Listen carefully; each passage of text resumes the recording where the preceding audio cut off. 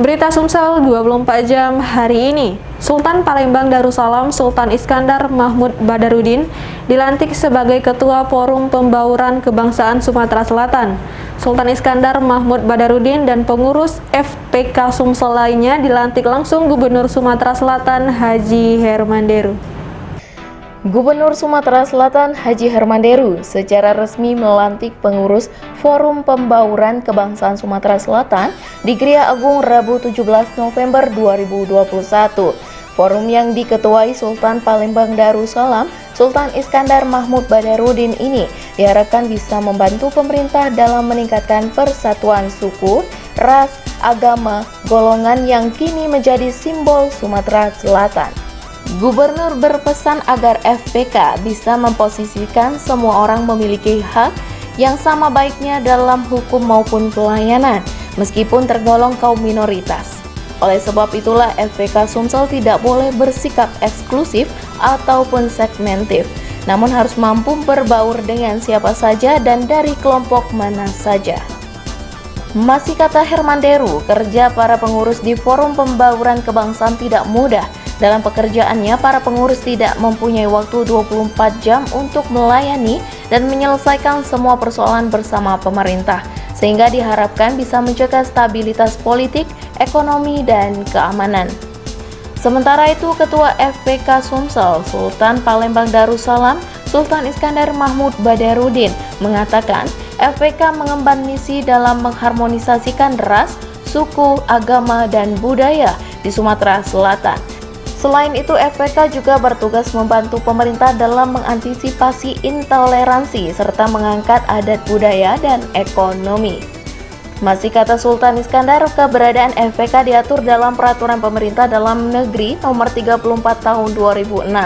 Dalam peraturan tersebut, FPK bertugas menyatukan seluruh elemen masyarakat dari berbagai ras, suku, agama, dan budaya, serta mencegah integrasi bangsa. Provinsi Sumatera Selatan periode 2021-2024 ya, yang dilakukan oleh Bapak Haji Hermanderu di Gria Agung pada tanggal 17 November bertepatan dengan hari ulang tahun beliau.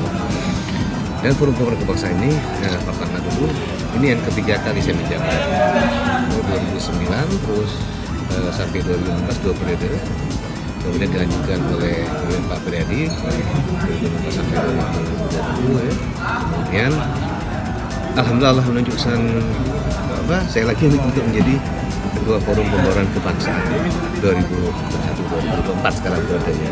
Ini satu hal yang sangat luar biasa sekali dan alhamdulillah sampai sekarang kita lihat dulu Sumatera Selatan adalah zero conflict. Reporter Sri Devi, juru kamera Kiagus Yahya, palpres.com.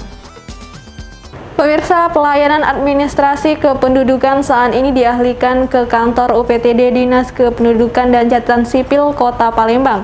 Pengalihan dilakukan menyusul terhentinya pelayanan lantaran kantor Disdukcapil mengalami kebakaran. Wakil Wali Kota Palembang Fitriyanti Agustina meninjau di salah satu ruang Dinas Kependudukan dan Catatan Sipil yang terbakar Rabu kemarin. Hasilnya pelayanan administrasi di kantor tersebut tidak bisa dilakukan karena masih dilakukan pemadaman listrik. Meski demikian, pelayanan administrasi kependudukan tetap akan dilakukan dengan mengalihkan ke kantor UPTD Disdukcapil. Fitriyanti mengaku akan berupaya secepatnya kantor Disdukcapil segera dibenahi sehingga bisa melakukan pelayanan lagi. Tak hanya itu, pihaknya juga akan berkoordinasi dengan Dinas PUPR Kota Palembang untuk membantu membersihkan sisa-sisa kebakaran. Kemarin kita mendapatkan informasi bahwa kantor Dukcapil Kota Palembang yang ada di Jalan Gembang Lebar Daun sekitar jam 16 ya, 16.05 mengalami musibah kebakaran. Tadi sempat bercerita Kepala Dinas Dukcapil Ibu Dewi mengatakan memang kegiatan pelayanan masih ada, masih berlangsung. Tiba-tiba karena memang ada kegiatan rapat di lantai 3, ada bunyi ledakan dan sebagainya, dan ada hiruk pikuk menyatakan kebakaran. Jadi pada saat itu memang seluruh aktivitas dihentikan, seluruh pegawai keluar, dan memang benar ternyata lokasi yang kita lihat tadi itu lokasi ruang server itu mengalami musibah lah, kebakaran. Jadi sumber apinya berada di dari ruang lantai 2 ruang server. Sementara itu, Kepala Dinas Kependudukan dan Catatan Sipil Kota Palembang, Dewi Isnaini mengaku sudah berkoordinasi dengan Kementerian Dalam Negeri terkait kebakaran tersebut. Meski demikian, pihaknya berhasil menyelamatkan jutaan arsip data akte kelahiran dari tahun 1945 dari kebakaran. Pada saat kejadian itu kan sebenarnya sudah lewat dari jam kerja, tapi kami memang di lantai 3 sedang mengadakan rapat untuk kegiatan hari ini dan percepatan pelayanan. Nah, terdengar memang seperti suara ledakan, karena memang kondisinya ada di lantai 2, ya kami di lantai 3 segera turun dan memeriksa. Penanggulangan pertama sebenarnya sudah kita tanggulangi dengan Abda dan teman-teman juga berusaha untuk ini, tapi karena memang di sana mungkin pusatnya alat-alat elektronik, kami segera menelpon dinas kebakaran, kemudian juga saya juga minta pengamanan dengan Pol PP. Akhirnya alhamdulillah setelah sekitar jam 7.05 ya, 17.05 pemadam kebakaran sudah datang dan setelah kurang lebih 2 jam bisa terkendali. Reporter dan juru kamera Dian Cahyani Fitri, palpres.com. Komite Olahraga Nasional Indonesia Kabupaten Ogan Komering Ilir menargetkan bisa masuk 10 besar dalam Pekan Olahraga Provinsi yang digelar di Okuraya. Dalam Porprov tahun ini, kontingen Oki mengikuti 31 cabang olahraga yang dipertandingkan. Wakil Bupati Ogan Komering Ilir HM Jafar Sodik melepas 348 orang yang berlaga pada Pekan Olahraga Provinsi Sumatera Selatan ke-13 di Okuraya. Wakil Bupati berpesan kepada atlet untuk memberikan yang terbaik dengan merebut podium tertinggi dalam ajang olahraga tersebut. Oleh sebab itulah para atlet diminta harus siap fisik dan mental agar bisa meraih prestasi tertinggi. Sodik juga berpesan kontingen Oki harus tetap semangat dan berjuang semaksimal mungkin. Dirinya menyampaikan segala kebutuhan atlet telah disiapkan oleh tim pendamping. Sementara itu, Ketua KONI Kabupaten Oki, Juni Alpansuri, menargetkan Kabupaten Oki bisa tembus 10 besar dalam pekan olahraga ini. Untuk itulah pihaknya menargetkan bisa mendulang 20 emas dari 31 cabang olahraga yang dipertandingkan. Alhamdulillah hari ini KONI Kabupaten Oki beserta Dispora sudah melakukan pelepasan atlet untuk menuju Porprov di Okuraya. Dengan total kontingen kita sebanyak 448 atlet dan ofisial, terdiri dari 348 atlet dan 90 ofisial. Jadi itu yang kita berangkatkan. Mudah-mudahan dengan sudah diberangkatkan ini kita mohon dukungan bagi seluruh masyarakat Kabupaten Oki. Mudah-mudahan kita dalam Porprov yang ke-13 ini dapat meraih prestasi yang lebih baik lagi. Reporter dan juru kamera Mujianto, palpres.com. Berita terakhir Sumsel 24 jam hari ini.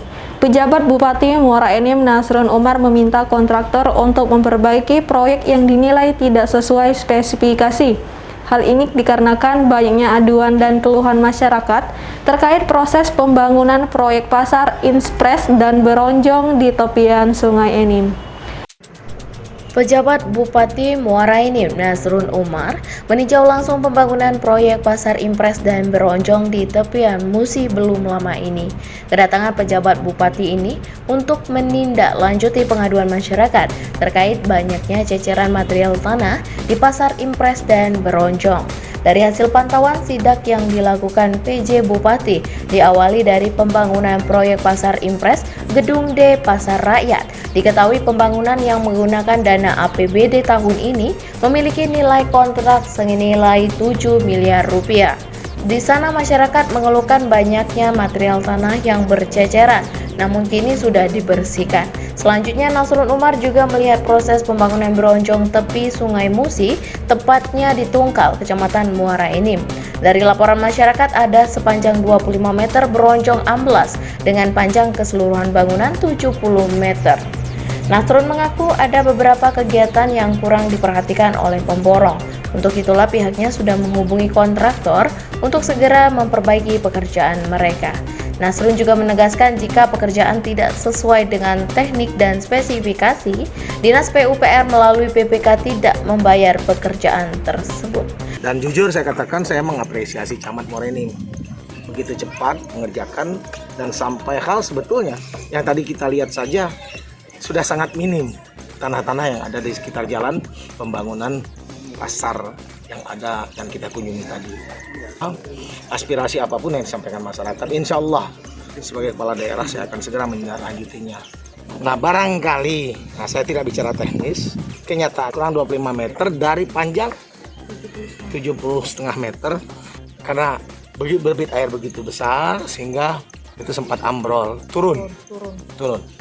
Saya katakan kepada PPK tidak boleh mengajukan tagihan sebelum ini diperbaiki. Reporter dan juru kamera Ahmad Fuadi, palpres.com. Demikianlah berita Sumsel 24 jam hari ini. Untuk pemirsa Sumsel 24 jam, jangan lupa tetap menerapkan protokol kesehatan seperti menjaga jarak, mencuci tangan, dan menggunakan masker. Saya Sri Devi, sampai jumpa.